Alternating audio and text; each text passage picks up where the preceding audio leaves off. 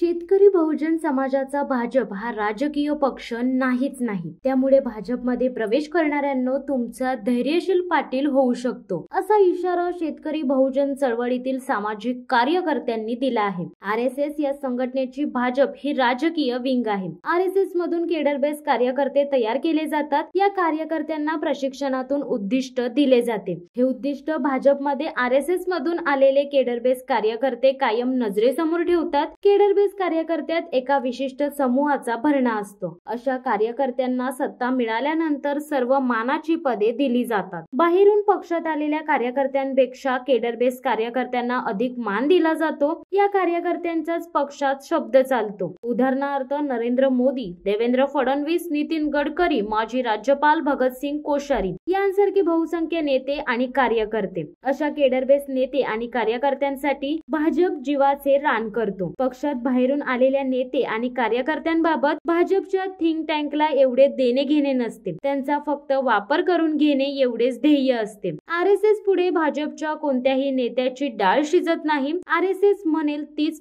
पूर्व दिशा। याचे जिते जागते उदाहरण म्हणजे लालकृष्ण अडवाणी। तर अशी ही भाजपची राजकीय नीती या पक्षात नव्याने प्रवेश केलेल्या लोकांना माहित नसते। धैर्यशील पाटील हे त्यापैकीच एक आहेत। त्यांना भाजपने लोकसभेचे गाजर दाखवले आणि शेवटी त्यांचा राजकीय घात केला। रायगड जिल्ह्यातील टिचभर ताकदीच्या नेत्यांना वाटले होते आपण धैर्यशील पाटील यांना न्याय मिळवून देऊ, मात्र पनवेल पेनच्या केडरबेस नसलेल्या भाजप नेत्यांच्या नाकावर टिच्चून सुनील तटकरे यांनी लोकसभेची उमेदवारी मिळवली। त्यामुळे रायगडावर हक्क सांगणाऱ्यांच्या तोंडात मारल्यासारखे झाले आहे। ज्यांनी तटकरेंच्या उमेदवारीला विरोध केला त्यांनाच आता तटकरेंना निवडून आणण्यासाठी प्रयत्न करावे लागणार आहेत। लोकसभेचे तिकीट सुनील तटकरेंना मिळाल्याने शेकापवाले जाम खुशीत आहेत। भाजपमध्ये प्रवेश करणाऱ्यांनो सावधान, तुमचा धैर्यशील पाटील होऊ शकतो। हे सध्याच्या राजकीय घडामोडीवरून दिसत आहे। भाजप आरएसएस मधून आलेल्या आपल्या केडरबेस कार्यकर्त्यांसाठीच आहे। त्यांना